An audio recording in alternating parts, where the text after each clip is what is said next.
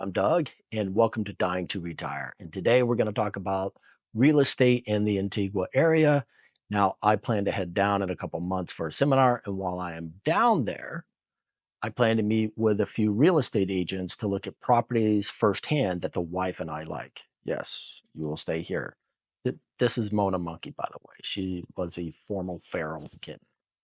Now, my wife and I have been doing some digital detective work. We've been looking at homes online and we've been scoring them based on various criteria to narrow down which homes look the best for us. And therefore, when I'm down there, boots on the ground, I can be more effective with my time. But here's the catch: the scoring, the scores, is just the beginning. Now, if you stay to the end, I've got 4 tips for potential buyers that may help those of you who are also doing the reverse green card strategy. So let's get started. All right. You look online here, you see the names. I have Quick Real Estate, Casas Antigua, Fine Antigua Homes, and Realta Real Estate. These are 4 of the many different online websites that have properties in Guatemala that we're looking at. But these are the ones you can look at as well. All right. Based on my scoring criteria, this is how I did it: 1 through 5, 5 being the highest. There's no 3.5. If it's 3.5, it's going to be 3, sorry. If it's 4.5, it's just 4. So I'm not going to play that game. I'm just going to make it very simple when we're scoring. Now, for my scoring criteria, my 5 scoring criteria, what I have is location, community, flow and feel, condition, and price. And what I mean by that, let's look at location. And I'm going to use, that's the weighted score I have at the end of that. What I'm talking about on location is the proximity of the location to services. And what I mean by services, it could be medical, it could be a grocery store, it could be a pharmacy, it could be anything on there, a restaurant, something close by. What does it have close by? Also, I'm retired. We're gonna be retired. I want scenic views. I want to be able to go look out and see the bowl that is the volcanoes that surround the Antigua area. I do not want them blowing up. I just want them, they can be smoky, just not rumbling. Okay. I'm fine with that. But I also want to be off main roads because being off a main roads usually get taken care of better. Secondary roads do not. So it's easier for commuting back and forth. Also, I want to know about the distance to Antigua proper and the distance to Ciudad Guatemala. So I may want to go run into Antigua proper and to look at things like a restaurant or such. Family or friends may be visiting, so I may want to look at that. Then in the city, do I need to go down do a Walmart run? Do I want to go to the mall? Are there restaurants we want to attend to? But also, that's where the airport is, and that's also where the embassy is. So I want to look at that. Next is community. Most of the communities down here are gated, not all of them. So I'm looking at, is it gated or not gated? But I'm also looking at the amenities of the community. And this is where you need to think about it. As a retired person, I'm not looking for a playground for small kids. Yes, I may have small family members come down and visit or friends with small kids, but that's not for me. That's not my primary thing. So you may be a different person looking for something different. But I'm looking for, does it have like a pool? Does it have a community house? Does it have workout rooms, fitness center, anything on there? How is the security around the stuff? Also, I want to look at the demographics of what's in the community there. Is it all expats or is it a mixture? Because I'm trying to get away from the United States. So I really don't want everybody from the United States being there. Then the last thing is, how is the community managed? How is that management group? We all have experiences, well, many of us have experiences with homeowner associations or condominium associations here in the United States. So we know what we're looking for, what's a good one and what's a bad one. Next, flow and feel. And you can see I have a little bit higher weighted score on there.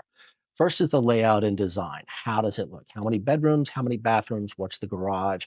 How many floors are there? I'm looking at that because it's going to, again, have a better layout and design. And what I mean by it, one of the pet peeves from myself and my wife is we don't like seeing a bathroom next to the dining room. Kind of grosses us out. Not sure about you. If it doesn't, good for you. If it does, welcome your comments below. Do you even do that when you go to the restaurant? Say, hey, don't sit me by the bathroom. So I'm looking at that. Also, you're looking at that triangle for the kitchen because I've seen a lot of these beautiful houses in Guatemala, but then they show the pictures of the kitchens and you're like, that's not even a functional kitchen. Next is size, the lot size and the size of living space. I'm not looking for a big lot. I already have enough lawn mowing that I do up here, yard care, garden work. I want to stop that in retirement. So I don't need a lot size, but the living space is what I'm looking for. I want more area to work, to live. Do I have an office for myself? Still have guests in there? Those are things that I'm looking at. Then the livability. Can you see yourself living in that house? Is it set up in a way that fits your personal feng shui, to steal a word there? And also, lastly, curb appeal. When people come up and look at my house, are they going to say, what a piece of shit? Or they say, oh, that looks like a nice, quaint, but nice house. Next, condition. And this is really important when you're looking at a house to buy. I love the house that I live in right now. There's a lot of work you got to do, but it's a 1950s house. There's so much work you have to do. So there was not move-in ready. And in retirement, I am looking for something move-in ready. I don't want to have to go buy all new appliances and fixtures. I like it to be in there. But however, it's something I'm going to have to deal with because culturally down there, it's a little bit different when you buy a house. Also, the other thing is, does it require renovation? I don't know about you. When I'm retired, I don't want to be doing all of that. Next is price. And it's the last one of my 5 criteria is the price. And you can see it's got a heavier weight on it. I want affordability and a value. How much money I'm willing to do is and do I get value for the purchase? The other part you need to think about is the sales tax. Other Latin American countries has it as well, unlike what we see in the United States. In Guatemala, the sales tax is 20%. Therefore, if you buy a house that's $300,000, you're going to be spending $360,000 just to purchase that house. And that is before you've bought your first piece of furniture or appliance and brought it in. The other thing people should look at, hey, smoking's not good for you. The other thing you need to look at is the quarterly property taxes. How high are they? Now, some I've seen very low, but other ones I'm looking at for other communities, they're on par with stuff you see here today, especially in Money County, Maryland. The other part is monthly maintenance fees. Again, it's the same thing. I've seen some that's 30, 40, $50 a month. And then I've seen others in the two, three, $400 a month. I'm trying to avoid stuff like that, but that may change what the amenities you're allowed.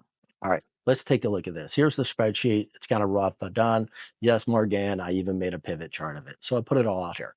But you can see I have my top 3 right there, and you can see the numbers. One thing I want to put in about the different uh, real estate companies, there is no national MLS coding like you see in the United States. So the property ID per different real estate website will be different. And it's kind of funny because you'll see the same property jump from one real estate agency to another, may use the same photos, but they change the property ID because there's not a national standard. All right, here's the first one I looked at. You saw on the list. It's CVF 476. I like it. Came out with a total score of 4.1. It's good size there. How many bedrooms we're looking for? Good size home. Very nice. You can see there when they took the photos, they were still building it. They probably are finished it by now, but it looks nice. The next one down actually is a very similar property with a very similar kitchen. The reason why it's so similar, it is the same developer, the same community, just at 2 different locations. One I think is in Latanango, and the other one's Vieja, the old city just outside of Antigua. So they all look very similar on there, but a little bit different space in there. And this was the 3rd place for on here. And you can see it's got a different property code number because, again, they don't use a national system. You want it down? You want it down. Okay. There you go. That was Motor Monkey, folks. So you're looking at this out. Now, this one's a good size one, 2,100 square feet. The issues in there, again, it's got a good score. The pricing was good. It looks up. The funny thing, though, here's my favorite. Again, different scoring, different property code because it's a 3rd different real estate agency. This is my favorite. However, the price is ridiculous. Paying for this would put you near $500,000 just to buy something like this due to the property tax on there. So you'd really got to talk them down on that one. And I don't think they're budging. But this is an example of very, very nice house up there. But look at the footage. It's got 3,200 square feet. That's a lot of home to take care of in your retirement. So unless you're expecting a lot of guests, this just may be a little bit too big for you to be able to take care of. Yes, you can hire cleaning ladies and everything like that who are going to work it for the local pay scale that will take care of your house and take a lot of the effort off of your shoulders, a lot of the weight off your shoulders of taking care of a home, which is another reason why I wanted to go down there to spend more time where we can do our fun time versus spending a day cleaning a house. Now, I don't know who you are. Some people enjoy it, other people do not. So let's go about my 4 tips. Okay, and what they are going to be: cost beyond price, security considerations, move-in ready versus reno, and legal cultural due diligence. And this is what I mean by it. For cost beyond price, you need to factor in the property taxes, the maintenances, and the homeowners fees, maintenance fees in there before you look at it. You need to be able to have a little bit of budget for unforeseen expenses, repairs that are going to happen post purchase. Next is the security concerns. Most of the gated communities have a 24/7 uh, front gate, but do they use cameras? Do they use other things? Can you use cameras around your house? These are the things that you want to look at. Move-in ready versus reno. Move-in ready saves time, but usually they're more pricier up front. Are you willing to pay for it? Renos allowed for more personalization, but they require patience, additional funds, and you just may end up being your own contractor dealing with the local construction logistics. No bueno. Lastly, legal and cultural due diligence. You're going to want to have a local attorney to navigate the property laws, especially regarding titles and ownership rights. You want to have that ahead of time. You also want to start a little bit on your basic Spanish in the area. It'll help you understand local customs better and a better way to ease you into that community that you're moving into. Now, let's wrap this up because I've taken enough of your time. I showed you a couple of the websites I've been looking at. I gave you my 5 scoring criteria: location, community, flow and feel, condition, and price. And I'll let you guys take a peek of my spreadsheet as well as a couple photos of the houses that I'm looking at. Don't buy them unless if I'm looking at them.